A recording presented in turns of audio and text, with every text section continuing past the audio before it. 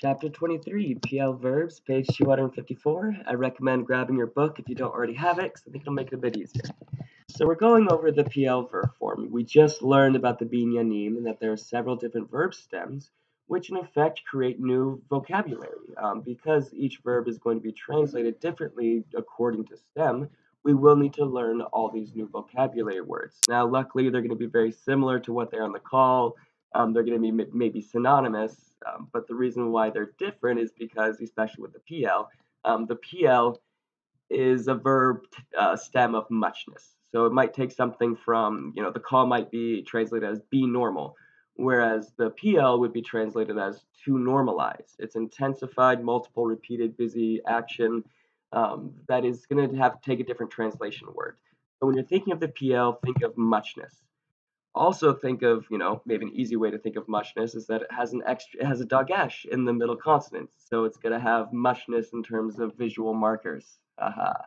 But the dagesh is going to be a pretty easy signal that it's the PL. So look for that dagesh in the middle consonant when trying to identify verbal stems. Of course, there are some irregularities, just like everything in Hebrew, but it's going to be pretty rare. So like one irregularity for the dagesh is it might drop it if there's a shava under it. I just want to let you know this, even though it's rare, I want to let you know that if you're reading biblical text and it looks like a PL vowel pattern, and a lot of this, a lot of the things fit for PL, even if it doesn't have the dagesh, it might still be a PL. So just want to let you know that in the biblical text, some bets are off. And there's some different pronunciations with the PL because of the dagesh. So if we're going to look at shalach in the call, perfect, third masculine singular. The two syllables are sha and lach, right? Shalach. Now, if we're looking at in the PL, the two syllables are going to be shil and lach. Because that dagesh doubles the lamed, it makes it a geminate, you pronounce it in both syllables. Shilach, shalach, shilach. So there's going to be some difference in pronunciation there. And that also might help if there's some trouble recognizing the verb, or if the dagesh, if we come across that in other words and other things, there are going to be some pronunciation differences. So just realize that a lot of the vowel elongating and shortening has to do with this dagesh, or this doubling in the middle. And we're going to go over 4 verbs that appear almost exclusively in the PL, which is diber, speak, and we're going to use that for the examples for this slideshow. So diber, speak, very common, almost exclusively in the PL. Berek, bless. As you can notice, there's no dagesh in the middle consonant, but we'll get to that at the end. There are some irregulars. But berek, bless, almost exclusively in PL.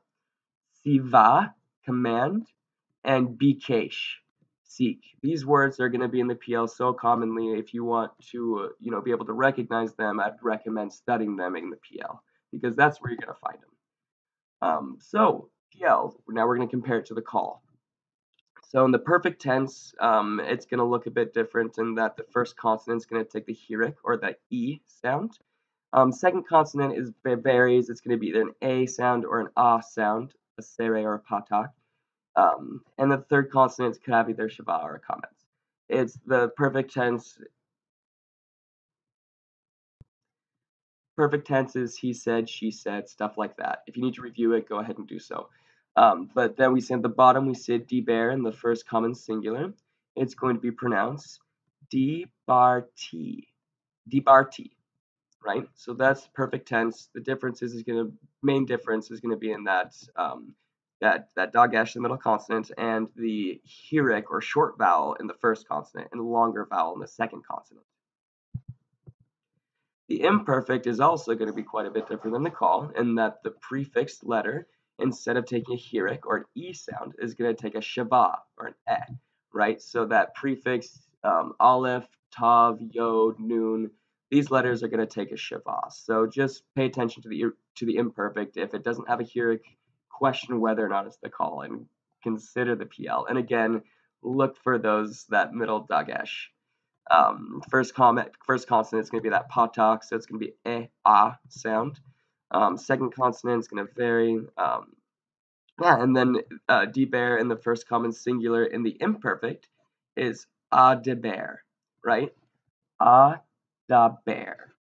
And so a big difference also here is, instead of, if we had this word in the call, it'd be adaver with the same consonants, right? Because a bait without a dagesh is pronounced va, vet, instead of bet. But because we have it, it changes it to a bet. So just keep an eye on that, and that it's going to change for those letters that have a completely different sound once they take the dagesh. The PL is going to change pronunciation. So the participle is going to be prefixed with the mem and shava, so ma sound. Down there at the bottom, we'll see deber in the feminine plural participle, PL, which is going to be me da bet. Me da bet. So you can start to form the b sound, dab. Met da bet. That's going to be in the participle. There's no passive form in the PL, don't worry. In the vowels, there's going to be a lot of variation in second and third consonants, so just try to keep an eye on those. Look for the prefix mem. That's going to be the biggest signal of a participle in the PL. And the first consonant is a patak. It's a longer vowel after the short shiva. So keep an eye on the prefix mem and then the preceding vowel combination. The command imperative form is going to be the same as the call in that you get the vowel patterns by removing the prefix tav from the second person forms in both singular and masculine from the irregular. You take the irregular verb forms, you take off the tav, and then that's the vowel pattern for the command or imperative. First consonant's going to have a patak, second a sere or shava. It's going to vary. Down at the bottom, we see in the masculine singular deber in the command form or the imperative, which is dabru. Excuse me, daberu. We pronounce that because it has the dagesh. Excuse me, daberu is going to be deber in the command form.